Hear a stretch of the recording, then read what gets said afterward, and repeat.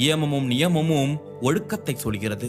ஆசனம் உடல்நலத்தை பாதுகாக்கிறது. பிராணாயாமம் ஆற்றல் மேலாண்மையை கற்றுத்தருகிறது. பிரத்யாகாரம், தாரண, தியானம் என்பது மன தெளிவை ஒன்றிணைக்கிறது.